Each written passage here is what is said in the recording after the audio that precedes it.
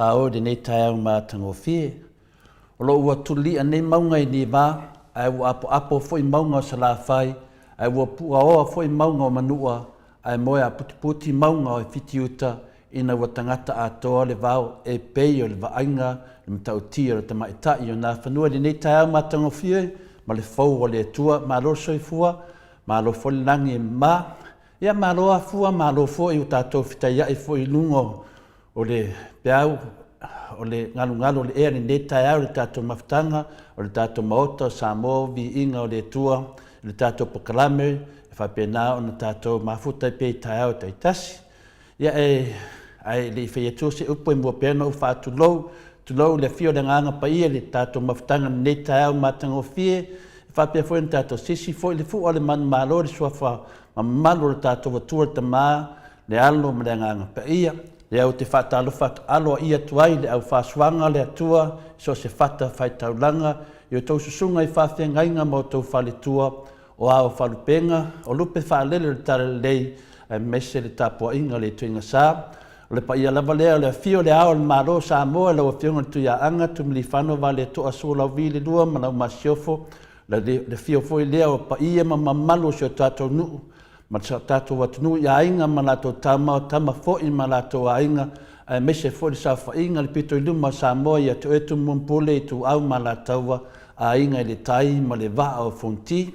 Le whangaloina fo'i tātou motu mai sasae le tāpua inga le o fionga le kovana sili ma lau masiofo ia whapea fo'i maota I lunga ma le maota I lalo li ma tamaitai o senate po le senatoa le mamalu lava le I atu esua ma le vai whanua fo mai tūlangi sa ole masale ambua ma le lau niu na sa lua le afi fio whaatui ma le la au nā matasi o to o whale ula ma upu ia te oe le motu sao pa ia whaatau oto ia o le seo tātou watunuu le mado Samoa mo mai nei polo kalame I le ngafa tau li maina I le leo le maota o Samoa vi ingo le tua ma alo soifua ma alo fole langi ma talofa lava I o nifu I tae au ma tango fie ia o tātou le whaatasi fo i mare tamaitai o mota ono nei tutuania le maalufia, tali tonu whamarurua tuai pa anga umalawa tātou Facebook, ia lo whapena o na le mawhaina awai mai le fionga tamaitai o tātou maota, e le whaina lo whapena lava o na alfangia le tua tātou pokalame mo pele avanua e whaatonu inai, e me se fo i tātou whataitali fo i mo le pokalame le fionga ia Dr. Leusa to le foa, sa mautu pae, ia po le fionga foi o le Professor Langolango o le soifua maloloina, ia ue lua fo tātou teimi, tātou te amata foi, se upu whaleanganga, o na whapenana ia lea on tātou o tuai foi i tūlanga masani, o le tātou pokalame ni yaso. Ela muatu se vi inga o le tua, so o masina upu ma le fionga pa ia le tua, ia tātou vid saalo le Samoa, e whauau tātou pokalame, ma le fionga di rifo mai. Sa misi mai lava yaso Mike, mai se vi ingo le tua fa mole mole.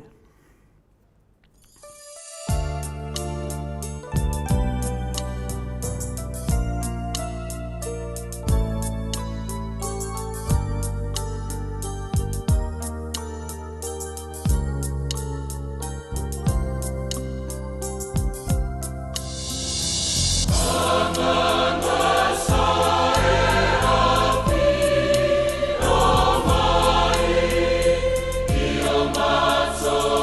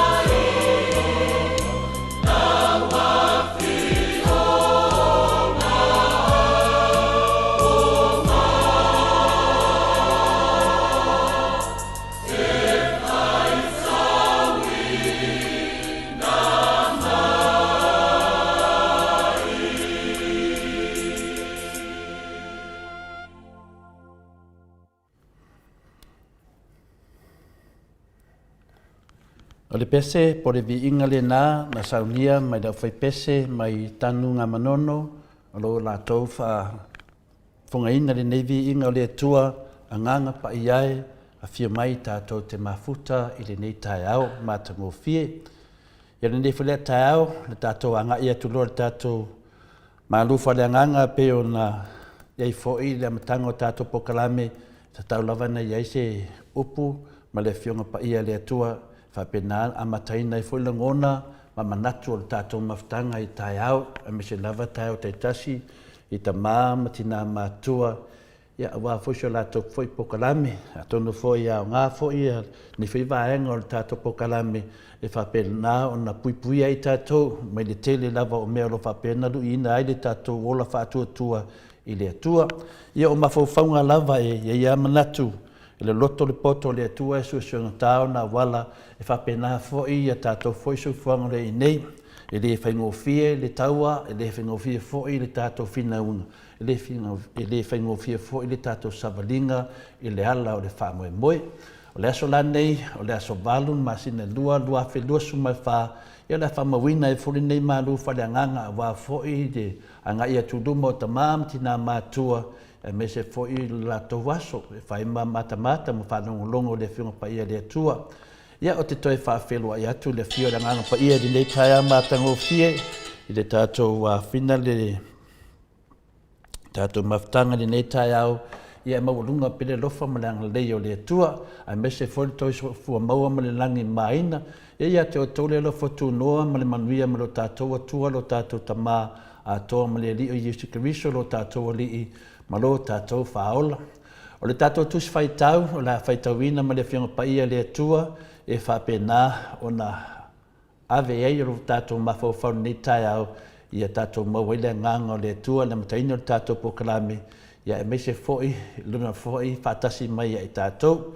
E mau mai le tusi o le mua Timoteo, lona matau po i ono, e whaitauina mai i le whai upa sifuma le fitu, ma le whai upa sifuma le varu, ia le tātou tusi whaitauna mo e ro i ai le tusi pa ia tātou whaitau whatasi ai i le tusi mua a Timoteo, o lona matau po i ono, o lona whai upa sifuma le fitu, ma le sifuma le varu, whaafonga o le hau whaitauina.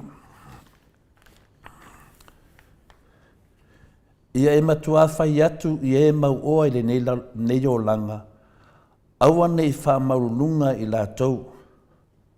Aua foi le wha moe le oloa, le wha le tu mau. A o le tua soifua, o lo fua i tele mai ia te i tātou mea umalava e wha fia ai.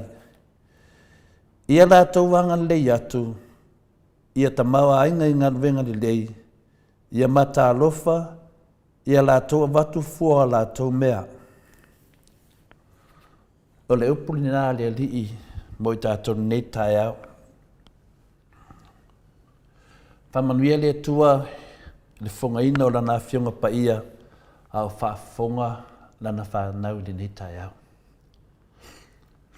O le tātou tusi ni nā ua au maia le whai upo se fuma le valu, o le Timoteo mua lea lona tāpua e ono, au le whaipa sifuma le valu, e whai ma au tū, ma manatu e au manongi mai ai, le langona, ia whamatala ia i tātou maua le mata alofa, ia tātou maua mwhaatumulia i tātou i ngā venga le lei. Whai mai lane tosi lea le whaipa sifuma le valu, ia lātou wanga le lei atu, ia ta mau a ainga i ngā wenga ni lei, ia mata alofa, ia lātou a watu fua o lātou mea.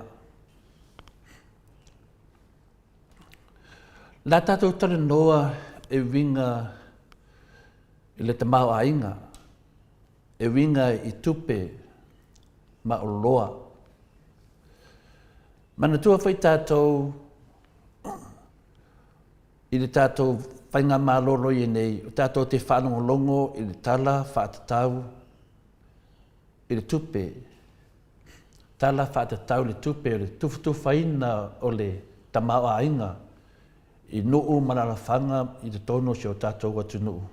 O na whai e leo tala le tupe, tala whaatatau o le tupe.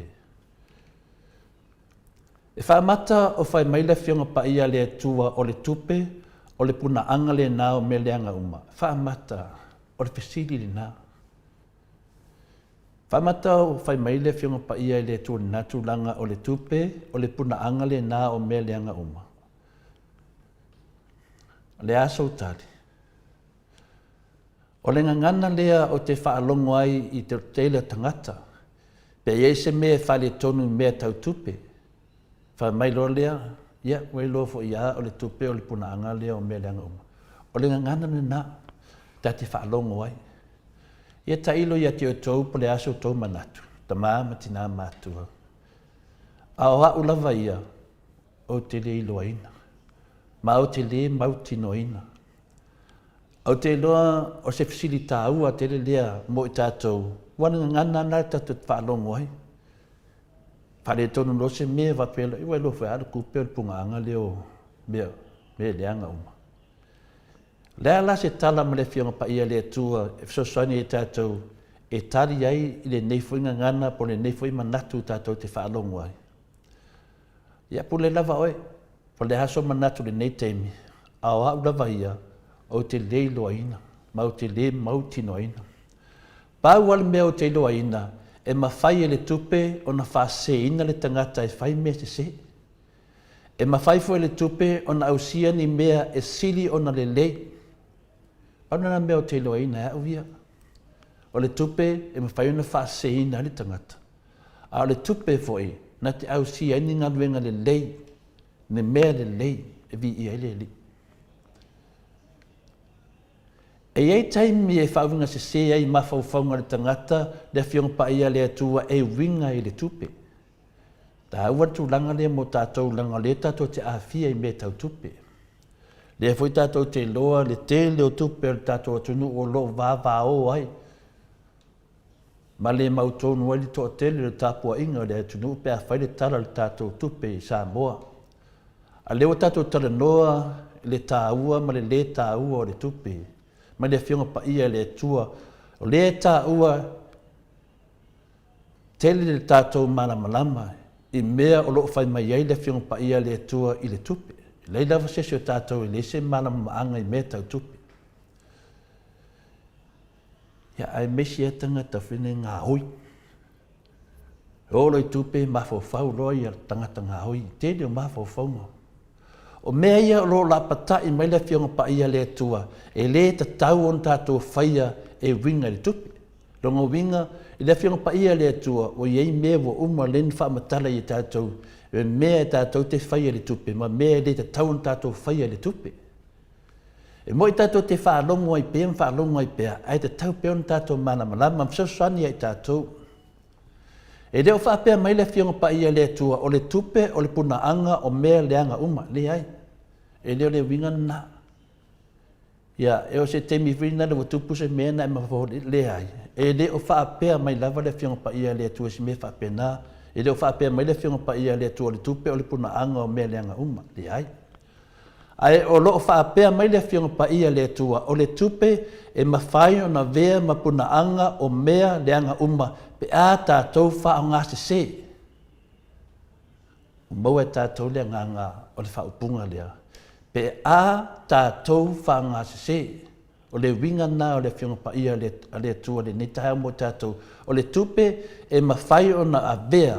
E mawhai o na avea ma puna anga o mea leanga uma. Pe a tātou whao ngā se se. E whai ma mea e te whaatino ai le alofa i mea se se. Ia, tele nao tātou, o le tupe whaalata i tangata, o le tupe awala whaalatua. O ne nāla nā e whaasao mai i tātou ni netai au i a tātou mana tua, e ma whai e le tupe. Na maua i leo le whaupunga lea, o le puna anga o mea leanga uma. A tātou whao ngā se se lo le tupe, ma whai i a mea se se. Ma whaatino ai lau alofa i ni mea se se. Wal tere o mele nei e te avere kupe kua i whaakingo i ni mea se se. Pe i whauringa mo le alofa al matua se se. Le tato te wha ai e le whainga pālota newa i teimi. E te avere tupe tangata e leo avea ono le. Le te avea i alofa i pālota ma tangata e se se. Le mea tonu ana le whai mai le whionga pa ia le atu ni tai au. O le tupe e mawhai on a vea ma puna anga o mea le anga uma. Pe a tātou wha ngā se. Ia, lewa ki li atu se vāenga ni nā tātou te mawhau vai. O le upusi i tonu lava o loo maua mai lea i le mua Timoteo, o lona matau po ono o le whaipo se furu. O le nāro tau mai. A wā o le manao i tupe o le pōngai lea o mea leanga uma. O le manao i tupe. O le pōngai lea o mea leanga uma lava. E sa o lane nā manatu. Wa leo whai mai le whionga pa ia le atua. Ia whamanino ia e tātou le vai liu lea. E mawhai e le tupe o na ausia, le tele o mea le lei, pe a wha o ngā i le poto ma le loto alofa. Ioi, o le tupe o se mea le lei, pe a wha o ngā i le alofa ma le poto. Ma o le mea tonu lava lea na o loo apoa i mai ai le whionga pa ia le atua ia i tātou le nei tai au. Nai lo le avea ma puna anga o le wha maua lunga ma le loto mataua. Longa winga o le tupe e le lei toi leanga. Manaia le whaatupu manatu i tātou i loa fuafua ai. Le tātou savaringa ma le mea o lo tupu mai. O le isi foi mea e te tau on tātou i loa o mea tātou te maua mai i le atua. Awangi ngalo i tātou.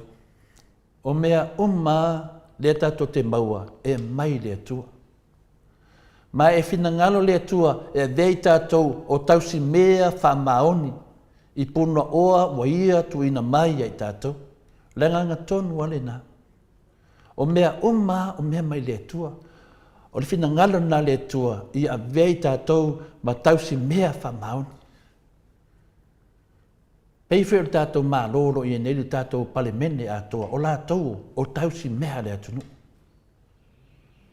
Tō mai lai le tai au nei o tātou o tausi mea a le atua o puna oa o le tamau ainga o mea lava le atua ntu ina mai ai tātou mana mia le atua i a tātou wha mauni e tausi i ana mea. O se isi fo itu o lo lapatai pēr ma lapatai pēr tātou le whianga pa ia le atua e whātatau i le matau tia o le mata pēr. Le matau tia o le manatu whapito. Le etu tupu mai. Ai mese lava le matau tia o le mata pēr. E la patai mai le nei tai au i tātou toi whamanatu mai. Mese lava le manatu whapito. E mauti no lava le tangata e sili o na matau tia na soifua mai o yuta. O tātou i loa le tangata sili lea o na matau tia e tonu le whionga pa ia le atua o yuta le whaalata. E mawhaina mai yuta e tu whinale te mata ai.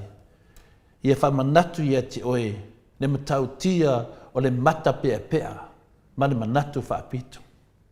Wa tātou i loa ai o yuta se tangata tauta ua i te tonu le whionga pa ia le atua. I le whaatinoina o le mata pēr ma le manatu whapito. Tu malai te tonu ia i tātou le nevei teimi te tonu le tātou pale mene le teimi e tumu i tangata mata pēr. E tumu i tangata manatu whapito. A le lato whalanginga o tausi mea le atunu. Le alawa popua i mele whionga pa ia le atua ia i tātou nei. Whina ngalo le atua ia mauan tangata tausi mea whamaoni. A wale puna ohalo mai le atua ia i tātou. Tātou la. Whina ngalo le atua e vea tātou ma tausi mea whamaoni. E whapena foi le tātou ma lolo ia nei. O lo whina ngalo foi le atunu ia vea tātou ma tausi mea whamaoni. Le alawa mai e yuta le nei tai au, e whamanatu ia tātou, mo meo le tangata mata pēr, ma le manatu whapitu. O lea mea watupu, ma tua i whaatau aso ina lava yuta e le mata pēr. Ma ia whaalata ina ai ke riso i tupe siliva e tolu se furu.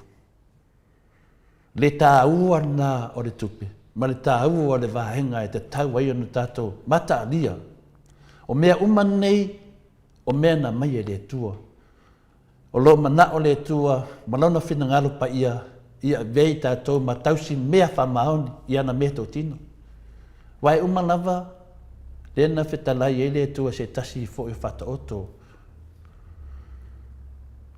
O ina le vale, au a mea neilo wa nganga, oi e whai mai ana mea.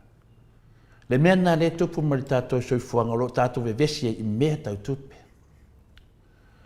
O le whesili la mo i tātou ni ne tai au, wa mai la lo tara tupe. Wa mai le tara tupe i lau o langa. O whea o nofo ai le tupe i lau o langa. Ia, nā ia te oe, ta maa mati nā uso matu whawhine a keriso.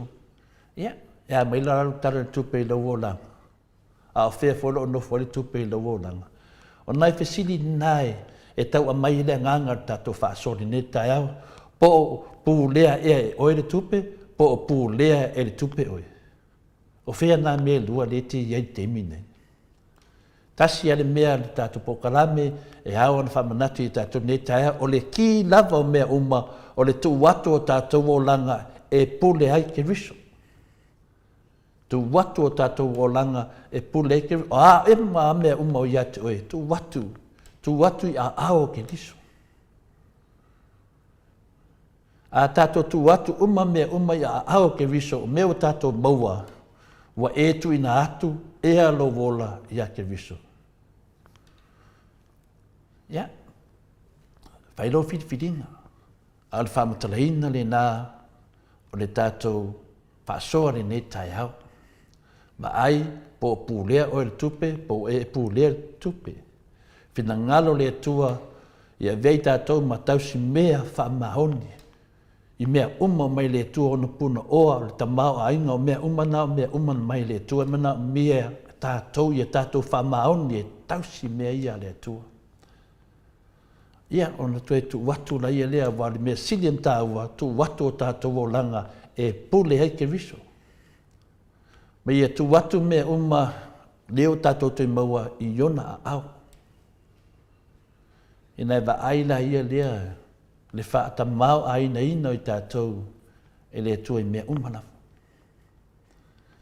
Ia, o le whesili ni nāmo i tātou te mawhau wai. Ma tātou whawhtai le tua mō puna oa wa ia tu ina mai i tātou. O na ole atu lea o ia e fsoswani ia te oi. Nongo winga, mea umai o mai le tua e tātou te ole atu ia te ia fsoswani mai ia i tātou. Ia whai mea le lei, ia ole le tua, ia mai mea le lei. Au te ole le tua, ni mea le lei, vai le te teilawa, tu mai le tua. Ia ole le tua, ia tātou whaia mea le lei. Ia whatamau aina i ngā luenga le lei. Ma ia lima fōwai, ma loto e tufa atu le lofa. Ia ila le tātou tuswhai tau le nei tai au. I le mua Timo Teo, no matau po ono, no whai upusu malvalu. Ia la tau wanga lei atu, ia ta mau a inga i ngā luenga lei, ia mata lofa, ia la tau avatu fua o la tau mea. Ia, o le tātou mālu whananganga nā le neta au, ta māmati nā mātua, ia whai tau tātou matua le nā, ia e maua e fo ini le ngona, so soane e fo le tapena inga, o le tātou mananga sā, ia e mese fo le tātou savalinga, i le ala, le wha moe, manuia lava nei aso ta māmati nā, le la tātou se atu loa, lisi o tātou pokalame, whātātano inga, ma le fionga le li fo mai, ia dokta le ausa, to pai sa mau, to le foa, nā seri, lo whapena, o na whātaritali mai, te tonu mai lavalo na teimi, whamanuia le atua le nei aso, ia na whangia foi le atua le na upu le nei aso, ia whapena, o na whangawhanga ina e pia o tātou loto, ma tātou maralosi e pia, ma mau e pia tātou le fia, tātou te mafuta pia mai ia, i lea tai au, ma lea tai au e ala tātou pokalame.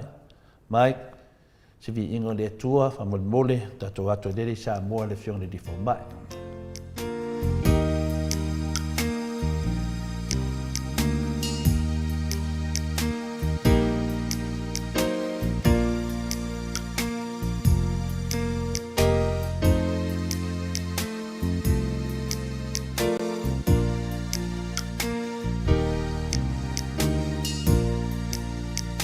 Lord.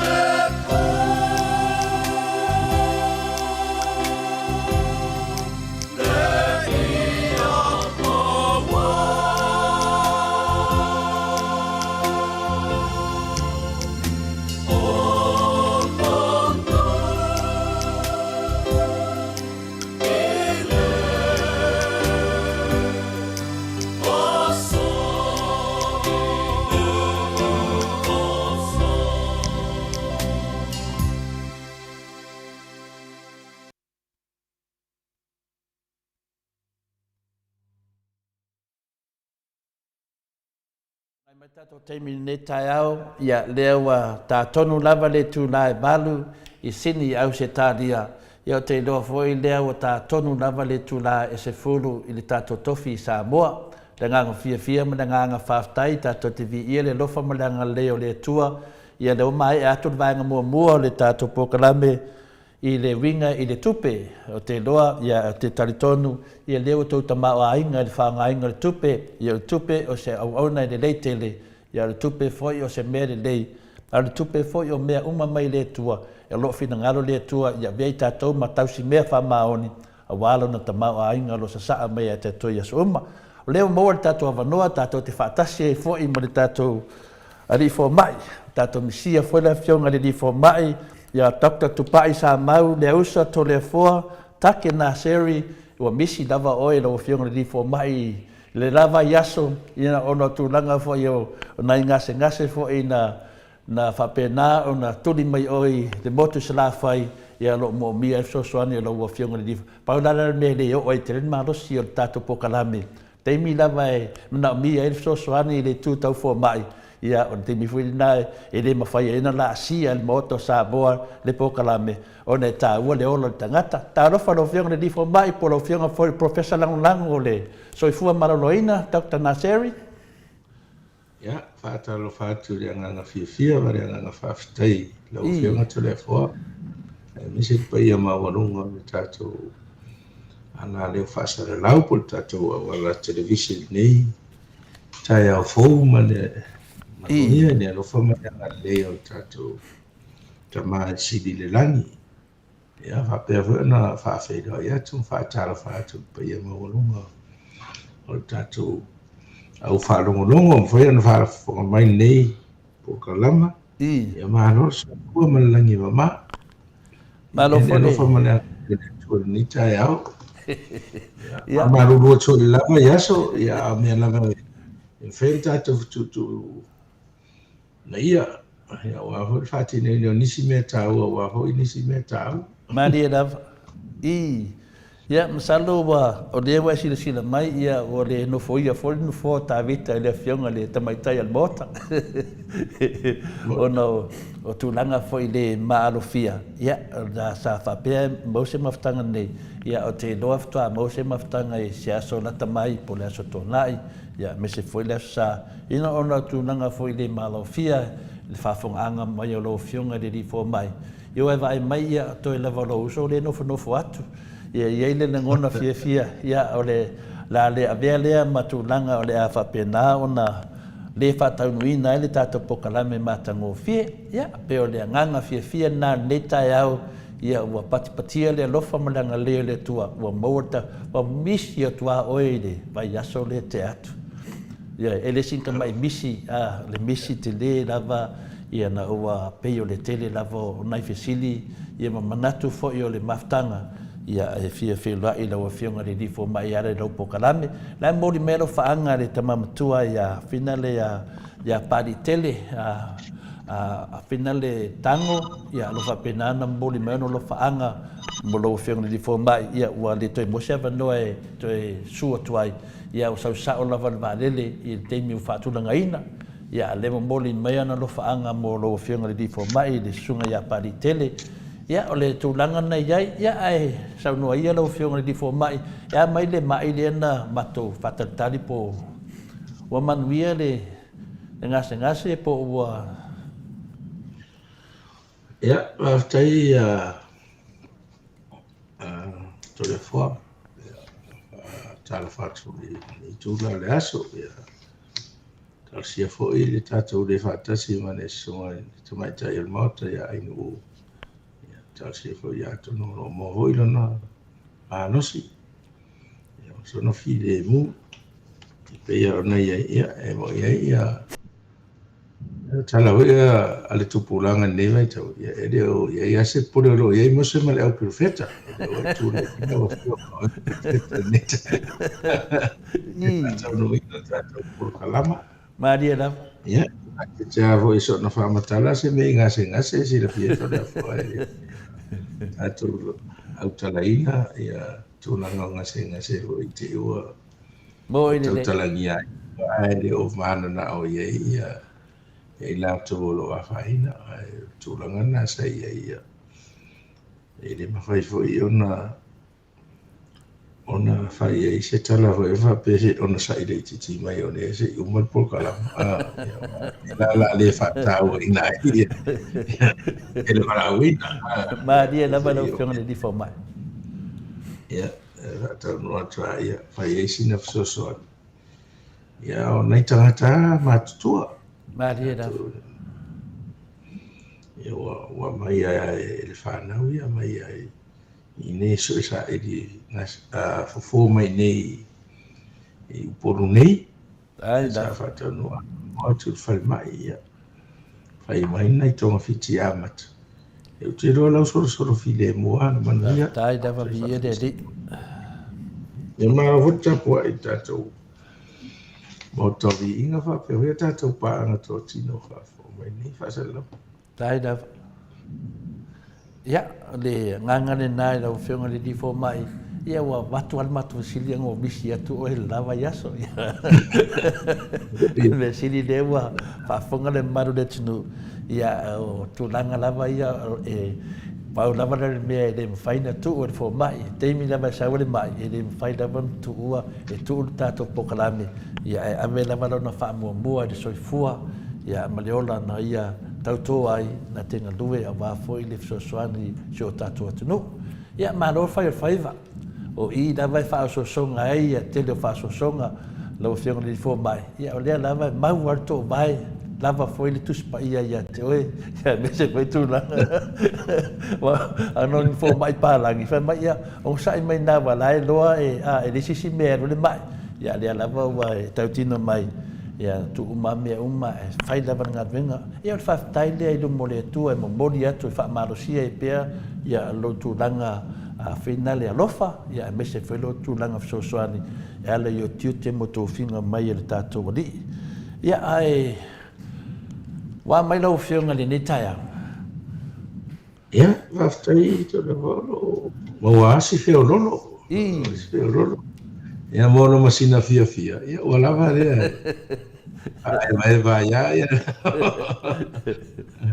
yo atina venna alwenga ia tala via vai tatou ne fai i mua me tau na fai se le ngata hui na ngaruenga ne ia whatina hui nei ngaruenga tu langa tau si ainga ia wape hui nei tiu te whare e kaelesia i o mea uma ia e tau whai ai whatino ia ma te whai ale a tau tele hui e no whai le le fautuanga tai siri le ma sen fai mai a matou CEO. Então fai enjoy the process, então fai enjoy the process, for that process fai ngata, então fai fia e lo ruto ma então fai fia ngai. E mai vana ele. E nei ma se mea no tai nei ma to fa atu fai nei mea, ele se mea fai ngata. Eu sei na le enjoy the process. Ia te loa o le anganga maurunga lava ia o lo idunga ai le nangi ia le tauio nei mea umai lau fionga le rifo mai ia o lo mawalo tele te whaatino ina au nanga pero lewa e tali mai ai du mo le atunu ia ele melea na o mafofausi o pasilia tupe lau fionga le rifo mai le nei tai au a Dr. Leusa ia sa manatu e leo se mata upu fuina le ai sa o whapea e iailo na e lo ia te facility le lava ia o peo na tuina atu fuina le e te whaasoa mai ai o whaafonga le tunu. O na nafi na matana noai ma le fionga te sili a Dr. Tule Epa i le aso na nafi. Ia e tusa foi matulanga o lana pokalame. Ia e mese foi i tulanga wo mai le whai ungo le whamisinonga fina le apili le na ave fonga fetalai. Ia na ma o mai a matoina le whamatalaina foi mo sili foi. A wa fori whafonga anga o le mamalo le atunu. Tai pei lava lar ta mea le tata noa i winga i mai. Ia le wotana noa i le fo mai le tula fono ia Dr. Tule Epa. Ia na matana noa le mo le toina le so nafi. E te le wo uma, ai au whanongonongo i le si pokalame na sau. O le pokalame lea mai le sunga ia asiata, tu lau asiata o ta awolo suafa. Ia, na asiata la i po kalame le tautou ia e. Na mai ei la i le tūwhine o si tamatiti lewa maliu o tu au. Na mai ele lea whatatanoa mai le sunga asiata ia si nei foi au ngā whaapai. Ma nei a la le whatatanoanga te leo mea whina le whanongo atu lava. Ai sa whinga tai a te au na whaisau manatu i lunga po kalame. Ona o le a whina le o le mataupu lea, a lawa i lima o le leo, ma lawa i lima o le whamsinonga, i la solua se fulu e whapena ai ona, o le mele asilin ta ua i lau whanongolongo i le pesili asiata, ma le tali le nei aunga whapai po le tūwhine leo tu au. Na pesili asiata i tūlanga fo i le tūlanga la lea lau i ai o le mori mau a Samuelu. Ia ai sa tali le hawhine le aunga whapai, whapea, e le mawhai ona ia tali tu langa nei langa lewa i le whamsinonga. Ia e mawhai na ia tā ua tu langa wa pasi, me ia wa pasi whina le mai la matanga. O le mea le mafua ina sa whanga sa ofisiri lau whianga li fo mai. Na whamatala nei aunga whapae i le lua i teimi na tupu ai le whalawlawe. So ta i lo leo ia masiona tina. O le moli mau na whina na mai e te mai te le tala siona tina na whapea i whina le siantama. Ei na o atu sion kuanganga i atu au, ma se tametiti na la late vasenga pe late a onga whaatasi le a onga whina le university. O no mai lo lai le aiwa misi de a wala e alu si ana frene alu i tua. Le ana kango e loleo tua au a mai la to fale whina le paro loai, to e fo ilisi aso le a onga. O le mea na mai tawina. Na wha mai na o e tawhawhau. E tawhawhau la e le mamau atu mai o le melena i e lato. Na o le tawhawhau, na to e fo i mele leo tu au. O to e fo i menela i a tu au. Ia alaya i ala na woi o. Na sa lolea i loa ronti nawa to e fo i mesian tama. Na fasili tu le isau i e mano lo mo le aonga. Ia whai mai le tala a whina le atu au. Wha mo le pe i eisau tala se i whatau e sau credit. Ioe, ia maaka lava. Whai lava an tala maata. Ioe, ia o tinala, o pina leo whanoku. O anga mea ia e sau e moe e mei. Dea ia i sau ka lae e me se whakau sau credit. Ia ma leo te laki o le mele i se o wō lea. I le mela le i le wō le a whinga lea atu au. O lai ia o lai o pe o te lo na lai tafa whau ai. Ia po whai e fo se lato fia po se pāti. O lai lana na sa wali atua leo si atari. Ma toi fo i atua maka aka. Le upula lea ata. O toi teimi na ia whina le moni mau lea. O toi teimi na si tina ma siantama. E alua ma ata. E alu nai o mele ia. Fa mele pe a man pe 5 minute po lea. Ai fa longo lo le tina se pa o. Se pa o la lea. Ai vala au mai lo le leva ai vala au mai lo ma tangata o ka umele ngol tina. E ta umai ai o tu au. Ia le nale nau o te tina ma whina le ma ai ai. Ia talo whai siantam. O le whapupuunga le nā o le whamatalanga. A le teimi muli a le tina mo siantama. Whai mai e ratua siantama ma aka whai mai ia e so ka lahanga e whina le si whakau sa krede. I ma ka aka rekam kiki ma sa vali ngai o whina sa vali ngai o le mele adu i le ili whale siana wo.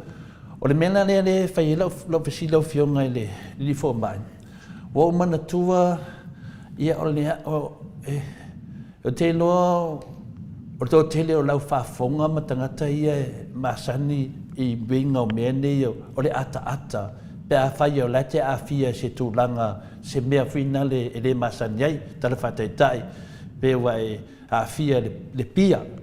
Ia po wa e o nā e wawe lavana e aka, wawe lavana e aka, a fia fo i tūlanga o la au whasaina.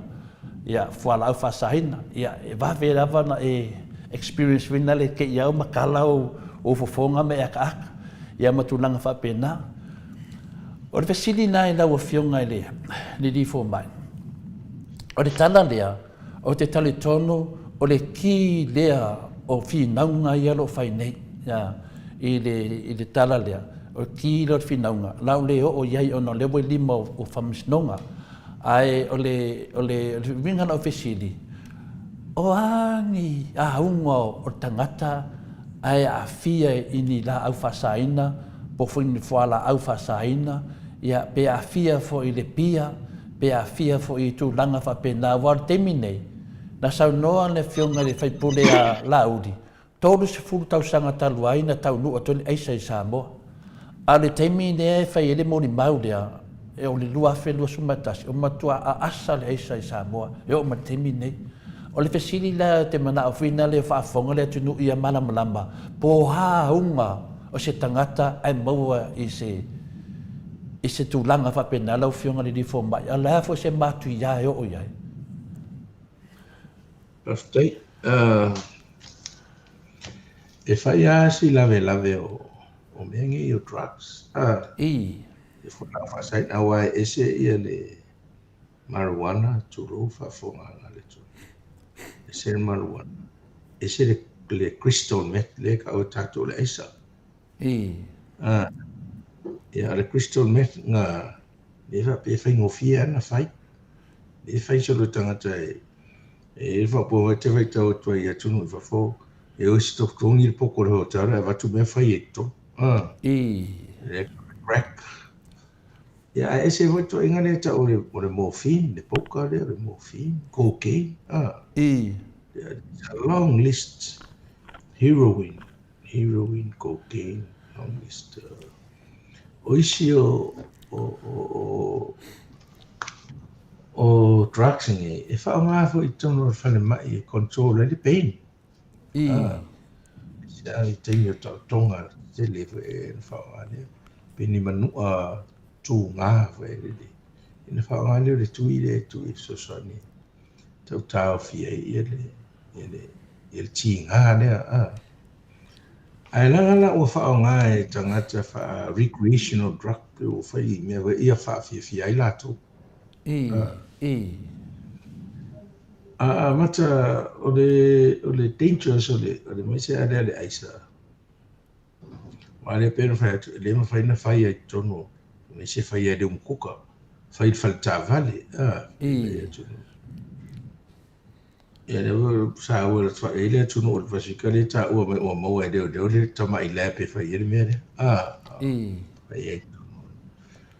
Ola ina o I lo tino, na peile la wha I te e se a presenting a mai pe me le ta sa no ia ata fia ele se mea e ono ata I ala wa ata ia o statement no pe le ta no a o ia ia o le se a me wa le moi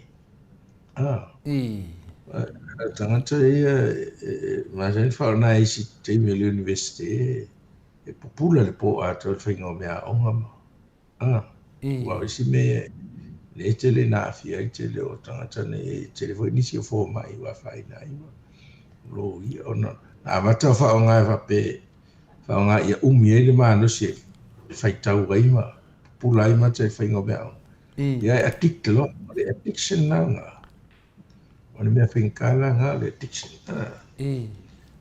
ai vai nei to la foi tangata e mo le addict wa tu sa e wa ai fa sa more o matua I ngā ua e lo roto teimi umai te mana oi. O man pe a le ise mea lea o lea ngana e ora. E matua mana o iei po lea mena e lena o te le tupuranga talo ngā ui vai. E su e mele tupe si whātau mele maria e lato mana. Lato mana. E te vai e nofo pe stea fo. Ala e hai keiminga. Ia mereka today's famisi o isu fala amo me speeders. Speed e lo mafofo. So inga mea o e lo mafofo. O te rovo mena le te le hoi na vai ho isi me e tal no ai tangata te mire. I le mo meo misa ho ia e ma. Tawa aire ni manu atu ngā ni vai te. Ona ua where ele pe tātou sta mai manu au tai ro wala vale manu e tamaro pe wale se toa I wa no motu wa ona o le impact o fala au ni ma fo E fai ala si popole o te leo atu no, i le crystal le amphetamine, le ka o le crack po le aisa. Langa e cheap, whaka o 5 tāla ista mai poroka, o ista misfu tāla, su 5 tāla. Ina mai do le sinifi. E fia loro si mai tu lo e tu le spuntivo ia le. Ia na va ngana le afifo ia le o le afpensini va le o le e fa sum moi la e pe melta ia le e donga spunti. Fa ngana le me fa ile tui. Me ai tui de lima. E na inga telefo ia fa ma ia fa ave ai. Mieni. O isi aranga I lo le fa ngatra so le meo le tui le I lima po fea le tino le ono fa nganga le mieni. Fa me se silia tu le tui va pe na e va vele impact pe I lo si ona ina o ai tangata ni wa e tau rehab tangata. O matua fa me la langi le tau te e tala no mai fo le pe tele na mo fa so la to te I fa ai e si te mi pe me nga pe se twitch pe e ngo ha lu pe fa e ko lo ka ka ho wa tik te do ngo fia te vai so do nga pe te fa e so pe da so mai a la fa e de uma tu lo fa mta na o so mai be hyperactive le ia va pe ala e fa talent me wa o le ori ia o te me o tu le tele me ko tu lo vai ahora no ia fa la to aisa ni ai fa pe la to manat wa pe tolu fa so le impact o le me so le fa pe ta to le fa to ngane ba do se aisa ai ne o le hai fa so lo ko ala ko le momoe meina a una crash ke I pe uma fa fosse ka le no crash ke ia le pe ke le rame ko pe so fa mali di po se fiva di le fa no no tino wa le ko wa se ma ti wa fa fe ko conflicting ko normalize e fa no ni o no ke mine ora ko lo to lo so ia o ko le se fa ko el medio le marijuana e ula pe ka o mai ai laro pe o mawalunga kerere o no kere ai sa ma le coke ilan marijuana e mai na ila e na tanga te sili mai a mato e sili marijuana pe sili reisa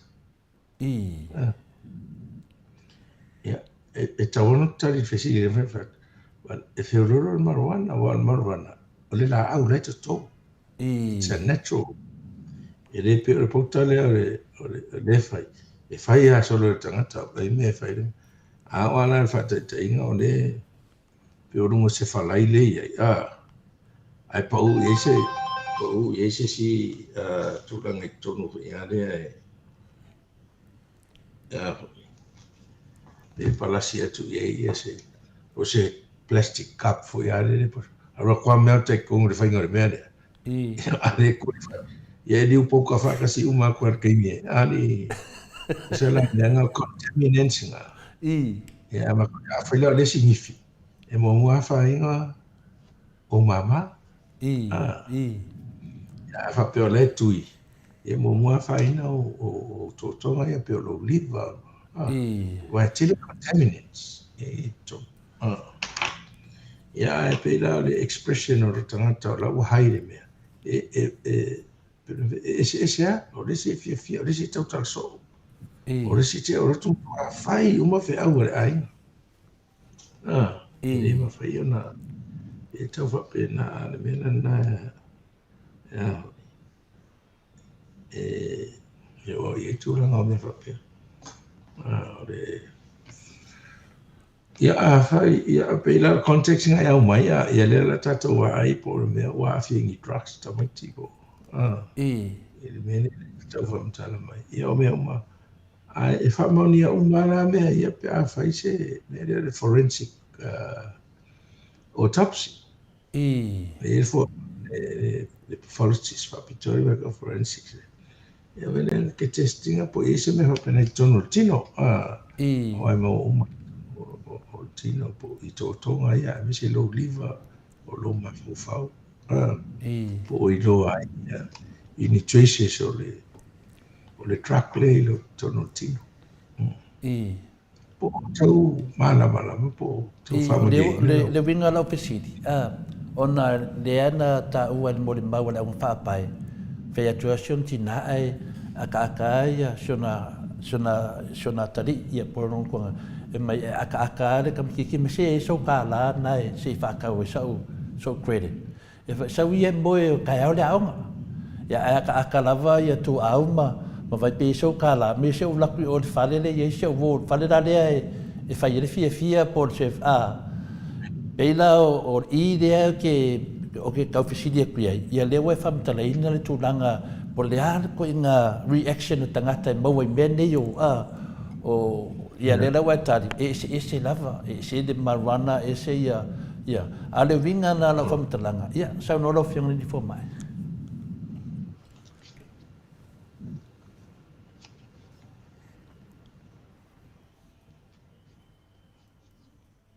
I pone tūranga mo mai leo. Le leo lau whianga.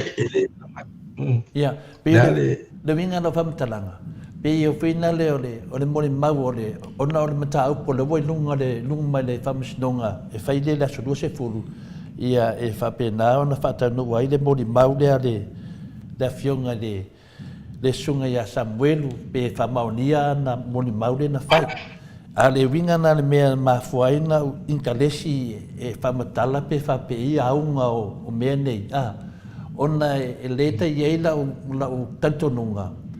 O le ki lea mo le mau o le whionga le ango whapai lea. O le ki le nā o le taupu le suisuina nei I le tūlanga lea I le mea na whai ai le mele na awai tu auma msiana wō lea. Ia po le whale lea le whai ele fia. Ia po le whale foi lea o la e ai se mea lo tupu ai. Lea lai mafu ai lona o whesiri.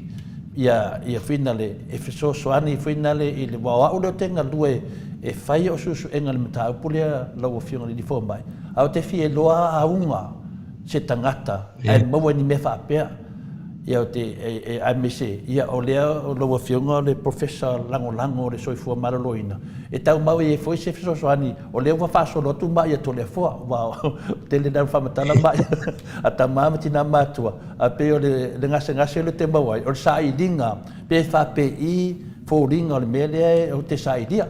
Ia lea lau sau no manino lau a whionga.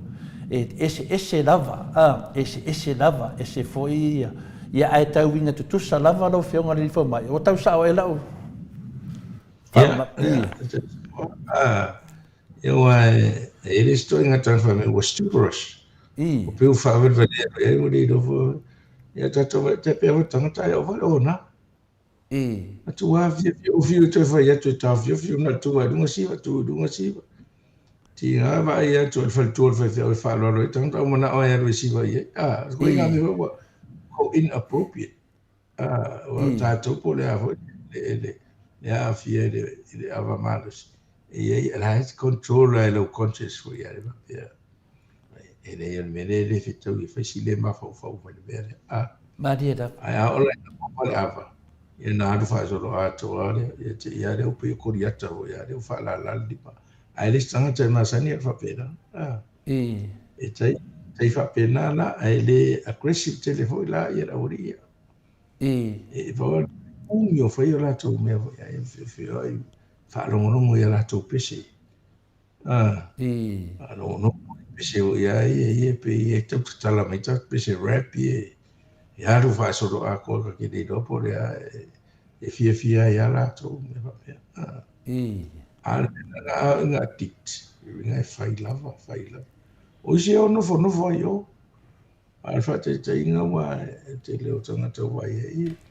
O tangata e distributing le mea o tangata whai business.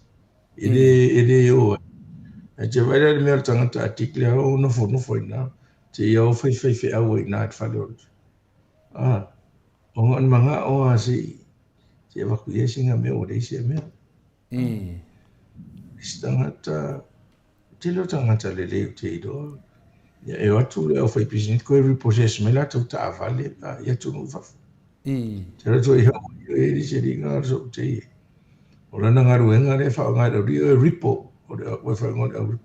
E a mai TV o la au pese. O se me ta avale.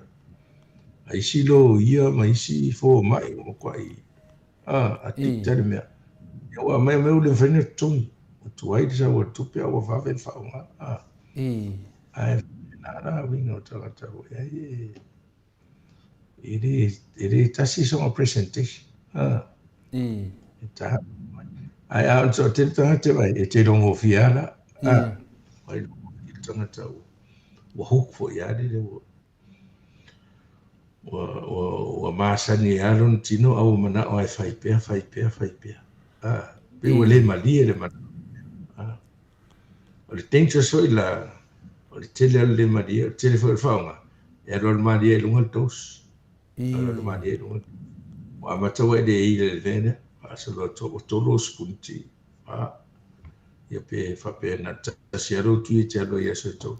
E ro o tu fa do tu fa to. Me vole na le te fa lo te le tangata o e actors mo entertainers we. You le drug overdose. E mo watu rana mo ya au mari we to ia. Mo walo mo no ke le tos. O pe ai lo mana. Ala ya dua. Ala o la no na. Na te le lo te mi wa mari wa. Na te le lo te mi mari we wa rana mo e o lai hai.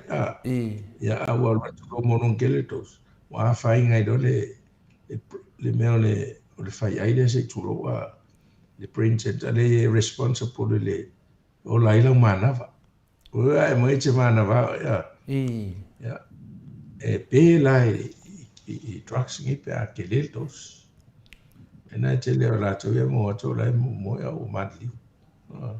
Ai vai le te mini o fai te te vo ila ya la wodi e sono fa pe e tau me o madli drug overdose. E le pe o ya so fa me ya. O drug overdose. O te mini. O sa to so drug overdose mai mo watu ya. E masa no mia ai le ta o pone. Pe wa ma safety tangata ile. E le si pesidi de lo fionga de formai a Dr. Nasser. Le si le pesidi mo man ma senga famol mole lava le tau vai tau fua.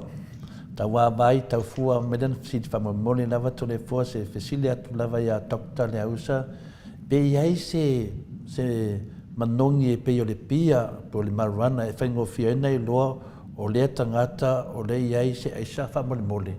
E ai se manongi vina le te loa ai. Ia, pe leo tau marana me e pesidia. Ana unga whapai a. Ele ai se manongi ve a wa le te umaro se manongi pia ia. Manongi pia ia me we sa fa tupuranga. Ti nganga le o nga pon me ia fa longo mai le manongi pia nga ro ia le fa la val mafufu. Es manongi pia. Ia ele marwana foi manongi longo fia manongi marwana. Te fa e se manongi le aso sikarekia e se lo fa lo. Altamalale ele ai. E pa le masalo mia ia na me fai. Tu pe tu man tu tu la forte mi foi o sa me foi le mushroom. Yo. E ma lo sia kulan mushroom le la fina le marwana. Yo. Pe ia la le aisa ia kama. Ia na tangata saka ele le fa manungi le se kofe po fa kofe inu ia wa ia ele yo ese Pela tau soani le pesidia avai. Pe o kamanga e le se mangongi e te loa i fōringa. Te loa i fōringa. Te loa i fōringa. Pe au fa valea e fa so au va ale o va e te mini mato o bito no ito. Wai ele papo vi utako. E ro fia tom sai. O mai foi au vale. Ai ro no. E ro valia foi ele de. Le au go ya de masuru. Yang ya o fai da ko fe ma. Mai ngui ke ia wai wharongo ko rako. Ko se ka ma ko il mga wha o le au ai kai povi ko rol whafonga anga le tunu mai fo au o le mela sinin tawa ia pe o le mushroom ia e ola i nunga mo me fina le o ka le povi ina la ola mai ai ia ka manga le mai la whaonga ia te pe fo le marwana le totoma a le aisala le South Facility ia le votari Facility ia tawa vai tau fua e le tali Facility ia ele aise manongi finale pa mea na o unga ia e le e whamatala le fionga le fo mai tu sai foi mal Facility nongo vinga na se tangata sa le masani na mata ata ma tulanga whapena e te awhia lo ni me whapea wa te ewa suilo te ewa sui te ewa sui finale presenting o istangata te ia ua fefe e whai ato te nofo la e fuafua mena wo e luna mawhauwha ai keso me foi ne ala ina fia tanga re tata pese fia ai o le whaingata na a le whaingata o le wawe ngā dictate ia masi tupuranga laiti ia te do le se saure sa ni te pe te fato asa cigarette pe ai o ro e tam matua ia so ia ti ngana e te te e fa longo te ni ti ve po ula mai ia so mon ko pa ka mane de ngana e se me vo ia so fai uma le ko pula mai fai te do fa pena e do ro e si ve mai ia a ko alu le isa se ka ko o ia ia ro pa ngai ro ko i do ma dictate si ia whainga tai ro. A se me a le a ese se o tō a inga. Where le wa titi hei. A wa na a inga ni ro o mana tō mea o ngā. Wa hadu a tangata le wa leisa ni hadu tū lei. A me se tupe ia nā lea me tupe nai wha o ngā hei. E wha tau mai e mea e. E le whapera e mo ia e tau tangata, e ranga e whadiri e rawari. Na mo e reo mena tai sfuta la tai. Se wa tai lima rai nei ta mai poroka. Ia, e o pena. Leo lana le pei a fora pola ia. Kai peo numero sikari me whakaurusi. Nga siri kau peo sikari ki a whakau kai kasi ro. Ia o rusu seke pe ko rusu seke. E ranga le e sala lau ele me. Mo ile te pio le nganga na lo Facility fa taia le wotari lo Facility ona lo Facility le mena o fa longo ai pio le ki de o le tulanga le ve vesi nei le ia le tulanga susu enga nei pio ma fua mai a vai e tangata wa mari liu ia longo vinga na lo Facility lo fiona e ma fai ana to a mai lunga tino tangata nei e mate ma fai to e mau ai pena afia nei tangata ni me fa pena lo fiona le fo mai pa pia e mena tupu pe no fai atu e ele vai le fo mai fa pito ai fai ne le forensic pathologist ia te le hoila na mai fa fo Australia ne to te le New Zealand a forensic pathologist na mai mun mun ta to seina a forensic pathologist no mai te mi mi sela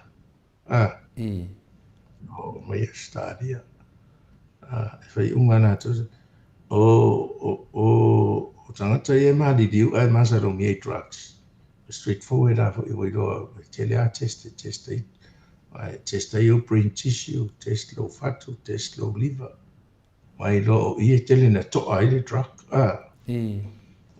wana na lo even the alcohol even up there to say yo to a faina de malo sipo e ma fai foi na I tangata I o mari liu tolu tau sanga tanu mari liu e ma fai na to e a mai e su e testi e po mawai no fe ngani fu yo tere ka ke sa pe ngai to edi runga e to sa I ole ata mai ma to mai le area le ole fa mai le forensic pathology fa yasi advanced technology ngai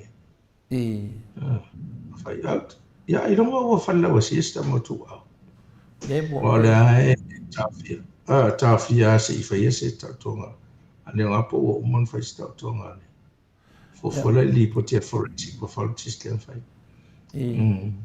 o te le loa po o fina le wa au te men mo te no wa vai e lungo pe ta fai langi pe ya wa umana pa la wasi pa tu no le e ni si fesidi o e ni me mau tutu e fai la vel fa masinonga ma na toi te fa to no mai la to fe su la to open investigation na fai no ia pe o le mena na fai te langa leo te susu e le mata pulea le wata tia foi a le fitili fina le pe mafai ia le tali lo fionga e fuafua le famsinonga na ngovinga langa e moli mawina mata pune wa mari di ia au te loa o le no fuanga le na fai le fia lea ia o le ia uma ia tangata ne no ngovinga e te tau lava o na mai e su ele lei ia wāre ki witness le lau tautonu le mori mau le tufine tu au. Le na whai le ngor penga te whalangi le aswan nafi. Le lau te malamalama i loa i le tautonunga ia te au. Po au ngō ni mea ia le leo whamtare lau whiunga le po mai. E te le au ngai ese ia e le tau tasi fo ia. Ia pe le leo fisosoani fo le ngase leo te mawai lo su ina o le tūlanga lea. Whaftai lava lau whiunga le fo mai pe tau whisau no le la ta se. Ia, ta se. Ia, le le, whaftai te le lau fia ni nei aso. Ia, la muta upu. Ia, o le si la tūlanga whina le, o le mai lea le pi o whatele ina le teimi nei, o le mu. Na tatara no ale roi teimi le tā pokalame, e le mele o le mu. A le whu wato e sau. E pe i whōringa mai se mea whina le vai o le tangata. Nga le mu ai e mo fua wa kau le mawhainga sabati. Ia, se e mawhai ana toi o tasi lava e whina le tā ua tele le mta pulen to tele o e lo walau mai. I le mai leo le mu whamon mo le lafa. Matau dia. Te le tau whalanga tai o le mu vele le mu wa fura lo vai. Anga e fo le mu vele sa tele ya so e ya tato mu tutupa. Le sa ta o le mai le mu. E tupa i le vai, tupa i au te lo le mu le tano me le mu le wa ta tele ne. Pisi ta mai mea ma si o lo vai. Ia so tingi lima. Ai te ia wa to mu mai ya. Ia le vai. Ia na peido le so solo e wese conflict pe la tabio mino ele ese mata ai pe mo so diffuse le spreading me ma ko mu e ma fu ala mu e fo si ama ma fu me na le na no so fa malidi ava pe lo vai e tanga te ia o so me ka ko le puma pero vai e fu lai dunga i me lo kuni ko ga ko punga o le siama le o mai ela wala nga so fa mali wa mata ona o de hado de siama i wala toto fe ave i lo toto le beta wala menne o le taimia ai e vave na iloa ava pena ma fosi ma sia sina ma sia polo tingi ma wa valua a mi se te mire te mo te reilo ia ai we sa kula pe fa pe o esuka sta mai ma ia le te mi ma sia e singa o antibiotic reveni ni po singa o vai manua na ia mama awa sauro ia de se lua to lua so sa ia siama alu lo la to a matale sta bia ise po e fa so ia o mutua o le faina tulo vai tinga o le mea ia o le order fo mai mai ia le antibiotic tala fea ngai te le antibiotic tala fea O le si taimi a watu tua ile antibiotic. O tauna ai vile alo le antibiotic. E le te lintawhia e o e. Ai whailau ai vi. E ono le stage le sa pe watu o le whalmai. E o le stage le o e wa ai tupe ua plista mai pe la papa pe ni me mua. Ua e le mumuna so la tore pa u he pe wa le dova. Te lo le pe ua manga pop up mai me ngā pingi me ngā mua e pe e le fluidi ko. Ka mai papos finga de o ka whale. Australiana. Ja. Susana po la wano antipayar. Ere mfento i tawhia ro mena. Usare ua haro al proceso tina i tau whaie. Ki dia e se dead tissue. Watu wahina. You know, I don't know, it's quite a nasty appearance of it. Eka ere menga ore blistering, ere an mega ore weeping face. Ki a kule sua. Sa ngone le tissue fu ya de wa makane. Sua mai a kafe ale vai. Ke vai fa puro ma fu shaking e ka wanga su. Ngone wa sa wale. Ya pe a tua se fa de di maso fa pena. A te vai tu do tu a tu pe le ya le ro ai vie. Wa mata no la mai pa fo wi la lo tissue. Ya. So e mai fu ata fio e pe to du fa vai. Ta fio e fa. E tele la tātou, e le lava le toa. E ora le menga pe ua wifu e pe ua susu o sawa lea. Whame ole mai sa mo ole mai. E langa loa whaina la auma, mantau ria, te o whaatu.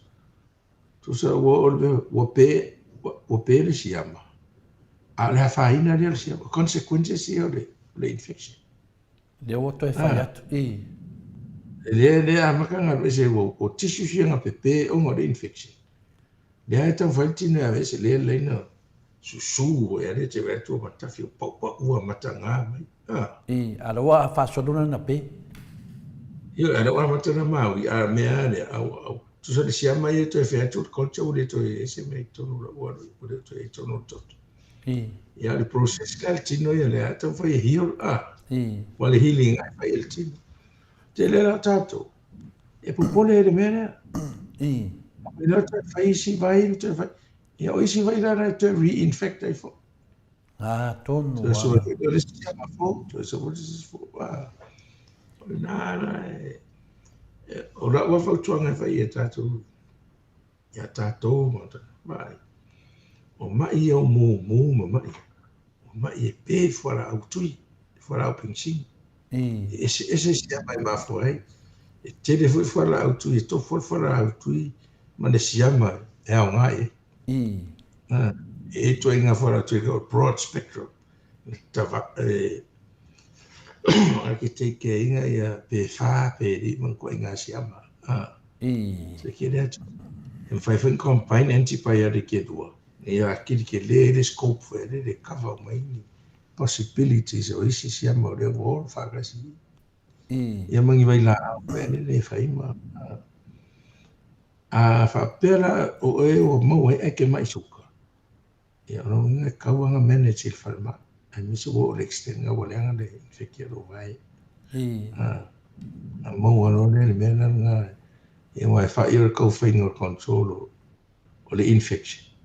Ai kau whainga control le usuka. Ina ia mau ana mālo se o lo tino te te e whātasi e le whama. Maria da. Wai ni whaia na whaala au tui. O lo tino a resi te le sao lo tino e siama. O tātana no e mene a o nana fiantala e se te se o matatano. Ai whakatala i rese li sa rafa inga renga o mariu vo i iau se lima su tata. Au si le atu. A whai man mera si lai laro. Si lai laro. Tele o tangata e mari liu. A tasina me tonga malama i tatu. Te pēr si lai laro infection ne mafu ai de. Le mua le vai. O le siama fo. Siama fo. Ai ono al whakata. O le tūlanga e tū ai. Ona le so I tulo wal fa fonga ale atu le yo sola tala tala me sa wele fe au mamau o tua tu ma vere ore fa inga tau la roina wa tau me na perinium o le tele o no blood supply so nga infecta ya o velo e fe o lo ala tangata malos ya tu me tele sfi no nga wala malos al tangata la wasuka ya va tau tele suka lo fe ave el per se sa la filiale lo sia mai il toto te lo hui me te lo bacteria culture il suka ai tu no le no o tu role o le fina tala I le mele al perini I le mai mele no fanga o tangata mo toto e le mea e te fatu saina pe se na pekini pe se pempa o a fibrous o le mele fibrous le ia kai pe se plastic ko e vai very thin ka o le deep fascia ka o le capas fascia e sa wa tawa tu la lo pute pe fata milo ole e au lo le siama le venda alu faafilo wa foi le songa blood supply ina alu lo le ai tonuna te le ala tatu e alan faletu o le o fai vai samo power me fa me power me ia pa lo le sa o le lang ala ya lo al siama ala o la siama o la siama ma o siama de pe se vai samo te do e do o fala au tu ye pe ale taua la ona o vaenga I o rotino ma o e le anga tulaga e oso ai lea to inga maisua wala maisua ai oso I la roina fa I ole mamā tagata e whamatala e musu e va ai e nisi e tu puede ole fara vele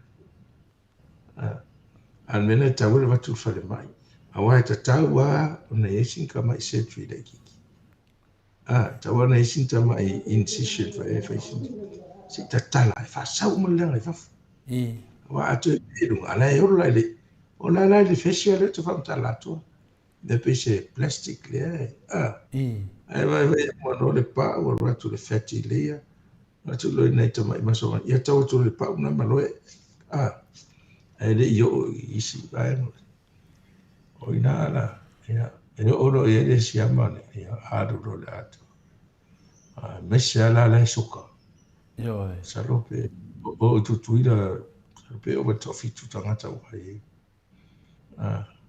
wa vatu tu ai o live and fight tu me sat me le o sila lang mai sua yo o le tau o me le wa sa no ro fingali di fo mai a o fa longo mai ta to ia ye se si mo se tu langa fa pena e o so se mai sua ia po se sila langi po le sila lalo po le ala va con kau e o so se me la kalaka I ro ku sa ro tino a wan matamuri o le ola o mai le tua e ai matonga fitio me nei ia o uma foi tato vai Samoa na aso no wa fengi fo mai ia sa ia foi la tua nga na vai te mi yo mai le mana malama ia tato I mo meu tui mo meu o final o fala tui po ala volta unga ia le sa no la fengi di fo mai yo la nga te lo to te le tangata ia e o kipi mai mo meu la au fa mai ia e pe ar kamanga ia le la sa no la fengi di fo mai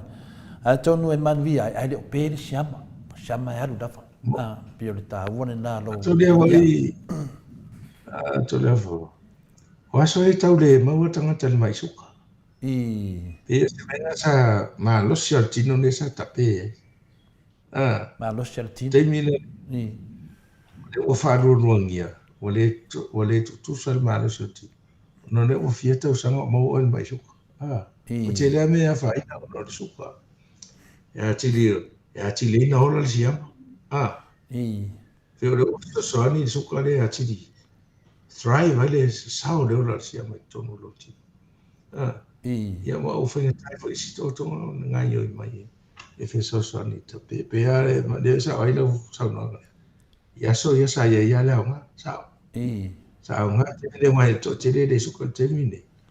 O tolu se furu rufu valu tau sanga tangata o mauan mai suka. Wa le la poti. Ole mele na le wa tele na fatamana i tatu. E me se mena e le siwe ka le fistula. Ia mena e umia pe ade le na fai. Ia e tau whamatala ve toi fai se tuina. Ia la pe ale ka kwa singa. Ia te ia le popole ai ma. A pe se ia si le lalo na le wolo. Ia le te ia le tfalo fai se. O ma e tau. Sa ia le si hoi tangata ma wanunga tatou malo pale tongu i fo.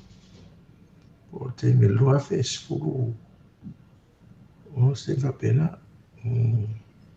E fe roa ia mai e tu solo a mai. Fa mai se sau manga laula. Ya ia da wa ave. Ya eso e super hoi to e tamala. Ya me la na wa na e te na e stadia to te holta to fa lo no e stadia manisi. Ora mata muri o fai.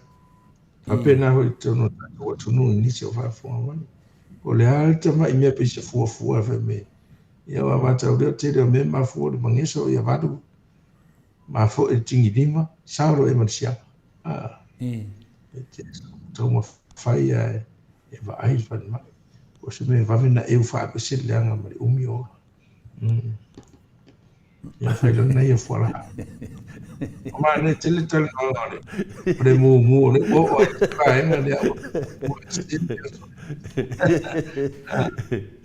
Ia o tana manatu a tātou, ia ngalo koe inga ngā lesa, ngā oso le, ia o le manatu ana, ia langana o mātou nei, ia le awo o ke ia le tō tele o tangata mātou nei, wāwhoi ave nei lato whānau vai, fō mai, ia misi fo ia tāpenanga le nei whānau mō lato mātou nei, ia mānei ai nei vai, e siaki mai fo ia le soifua maloloina ma tunanga whapena. Ia atonu folo o iei nisi o lo maina ia lato tua a. Ia wha vili iai, whai e po i se mai tino to ina po lo matua. Vili e tu iei tātou i ne, ai po i se mea e pina le, ave pe siaki. Lopo le mena newe, wha le tonu ai wha mai ma ia lo matua ai leo ta ua mai po to ina fo, ai me siako inga. Wa mesa ko inga masangi nga ngofo o i fongkanga makai. Yang ole mene wala i o famtalaina. Ole tele o tangata i e whaleton, o tarangata i a maloros. Tanta whainga ruenga wepe musu e vai mene. Pera o le sile tau mai whatoa whasu fito sama pe whaono. Ya, no, le auta lima o la nga lu mo faite le la tu. Ya wa tanga te no ro tu de wa ya tanga te failon fa le lo. O sta mai leo. Pro ele. O tanga ta ma lo ros. Ya me voy a le nga ma ya fa pe po ya me nga. Ya si de po fe nga fe ma na fe e fa nga fo. Ya fa me si de. Ya. Ko ya no ya. Umane ko inga ko wasa sao. Ade ai ki ngā lai ka mwhaiasi mai ia ai tō telefona fose sa mai ka uronga sala. Ade ka uronga sala e. Ade o le tatou o le roka. Alu e ke roka wa pasi le lo papala le fare nga lo makukonga nga e fofore me. E sauri sa me e si ya ko le fo ai. E mo ua lima fofo. O le si fofo e ke lako o ke e le masangi lo kingo i le afinga i le o ongar sami e ke ho mai ave kai whaka e le kai ngā mai lai le ave whia. Ani e lawa e mawari kiwa at whare mai. Ia onga ka kouna wale pole wale. Ia ai peo le. Se wo fia lawa e le nei tai aulo whionga li fo mai. Ua whamatala atu ia meia i lua silinta ua ulu fau e lawe whamatala atu i lawa whionga li fo mai. Lea ua mau ai fo se anga wa satata no mua ai fo. Lea la ua whamau sa li mai nei. Ia tu ulau maa. tu ule matamuli, tu nā meo mana ma wha mawhawhaunga wha te apolo. Ai alu vai fō mai. O le meno toru lea langa le la umale tātai milo whiunga le di fō mai.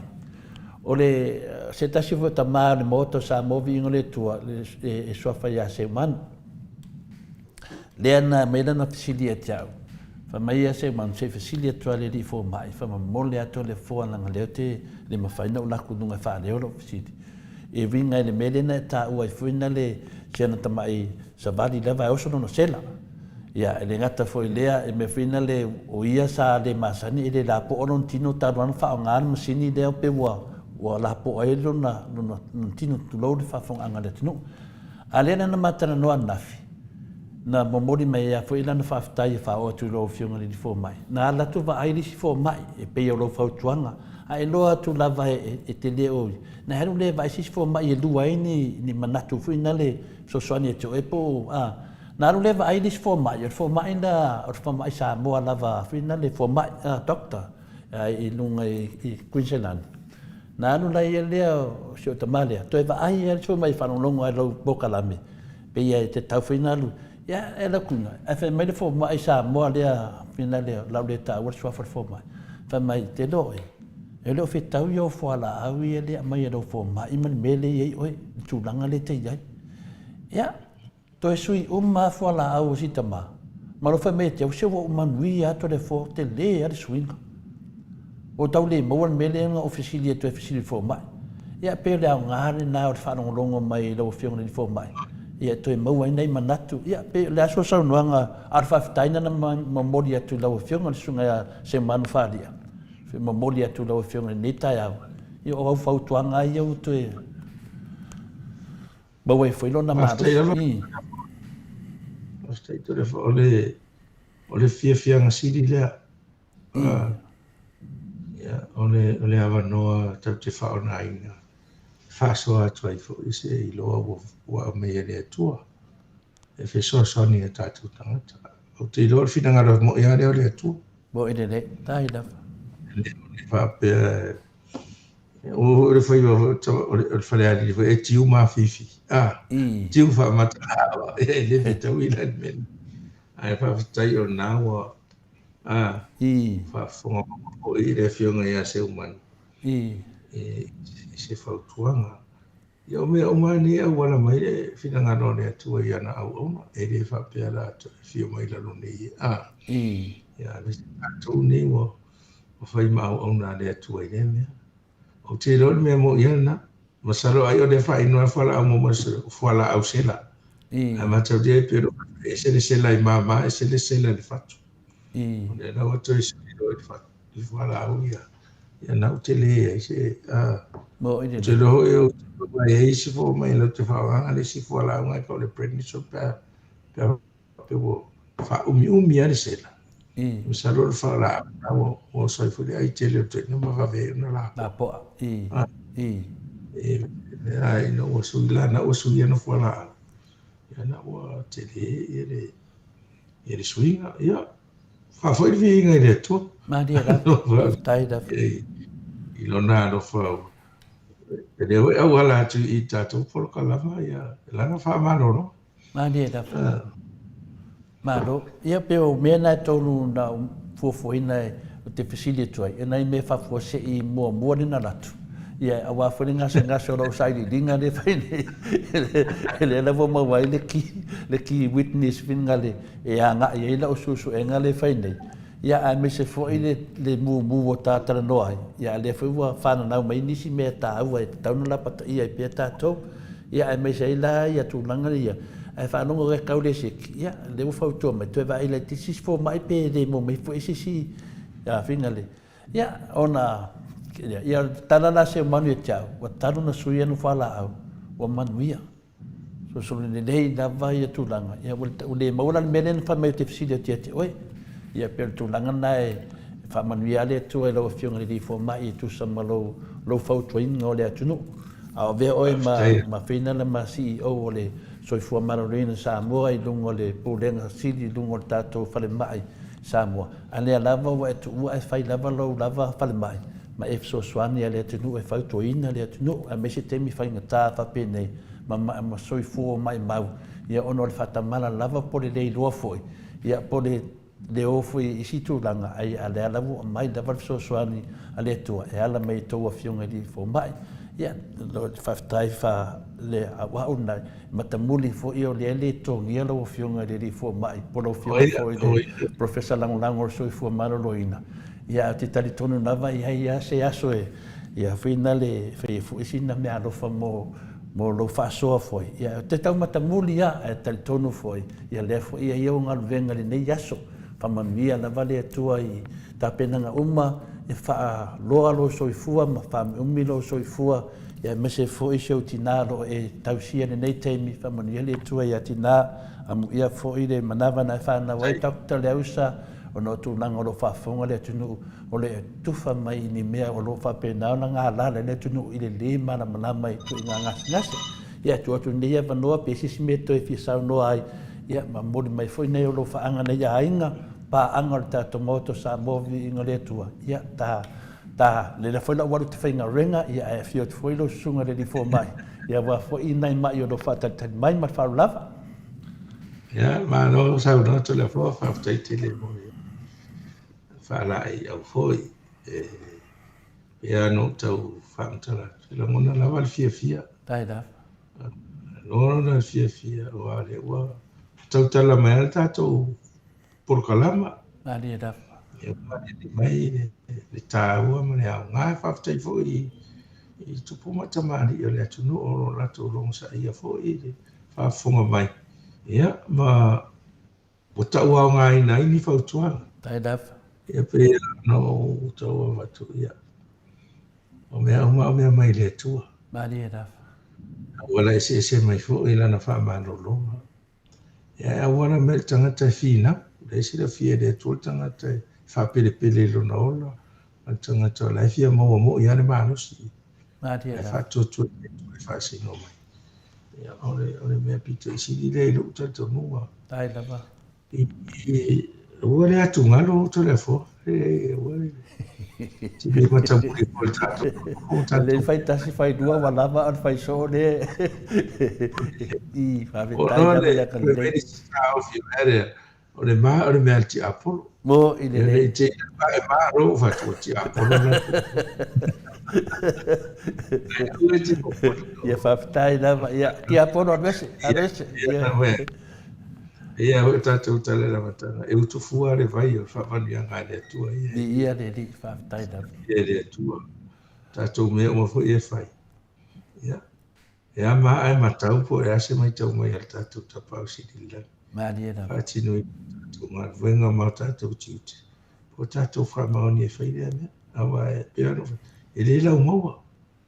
E leo tangata o mafo e au i le whaasoa lea le atua. Vera te whaftai fo i au le rofo le atua. Tai dava. Ia o tō mea au e whaatino le vahenga o nanganu wenga i se i loa masa nafsasari mai a tia.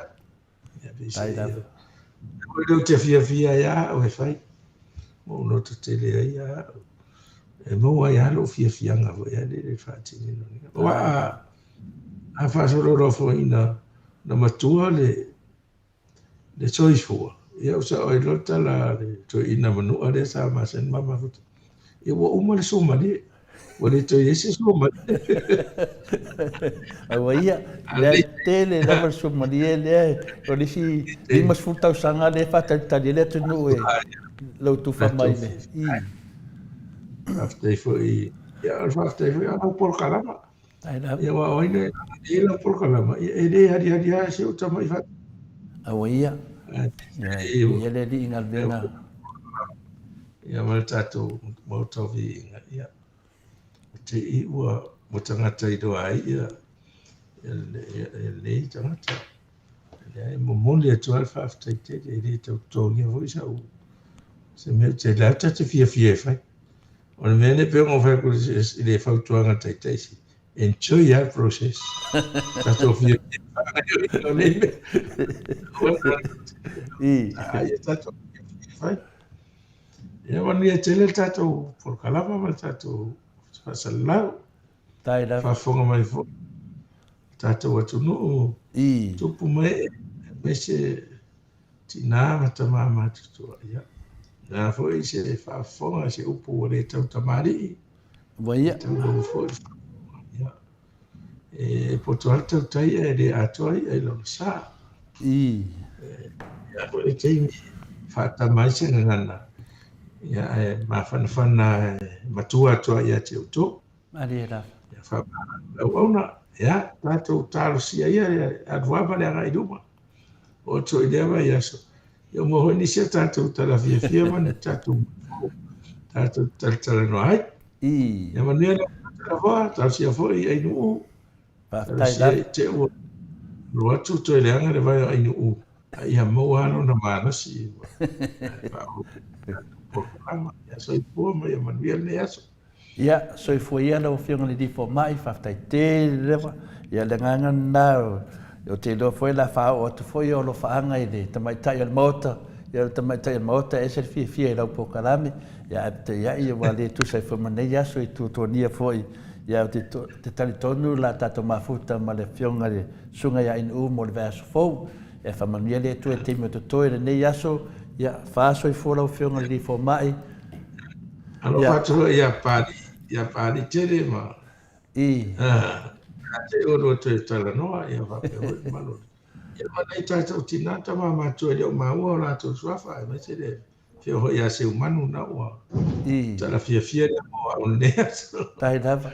Ia o lei e soi fwoi alo whionga li fo mai. Ia o le tātou pokalamina mo nei aso ta māmati nā mātua leo tau whaafonga mai i le pokalame le whionga ia Dr. Leusa to le afoa a sa mau tupai nā seri ia take nā seri i nei tai au i whamania pele atua le tātou ta mā fo mai no whapena na lapata ia pe i tātou umalava ia o le tātou pokalame foi ia o te talitonu ia lewa whai o le tātou pokalame.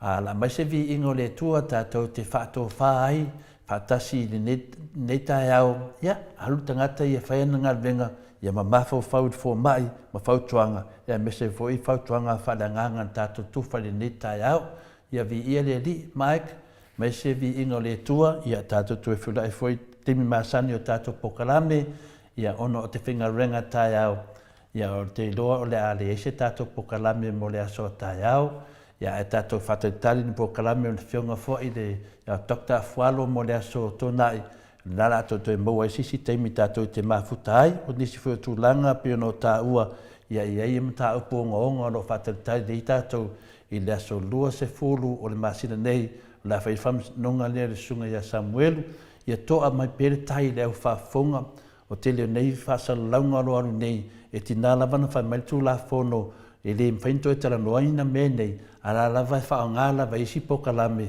ono le tamu whaila vai teitai ina li se ia teitai se ina ma maro le atunu, a leo atu le inuma o leo me le whamsinonga le aso lua se furu, me lea ato whanonglongo iai, ia whaapasi, o nei whanonglongo e, au te loa tangata umalo o whaiere so linga leo tu la whono, o lo whapenao na sila me ele tātou tu la whono, i Samoa, a mese foi a tātou leo i Samoa, aver tātou whātutuanga i whamsino, aver tātou whātutuanga i maro le maro, a wārsu isu enga le neima tā apu silin tū nā o lo a whātia aisi o tātou tunu.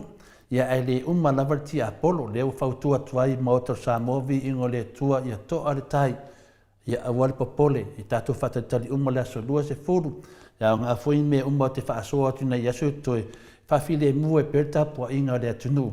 Awane o tātou popole, leo o tātou waaia ato taula leia, ia wai ur whamsidonga, ia whiasere mea leana whai e le whionga whonga whitalai, ia malatou le whainga malo, leana latou whaasala airi sunga le superhero tātou pokalame ia lera le pule, whapea fole whionga le teitei siri.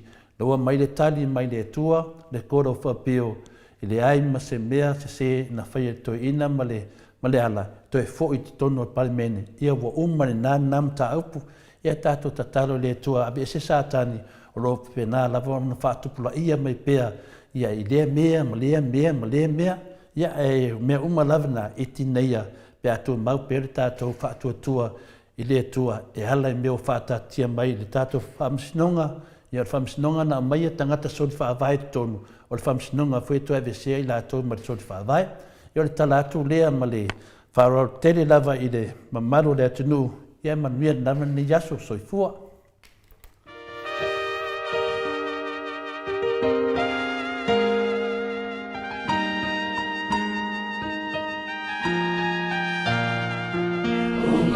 So much.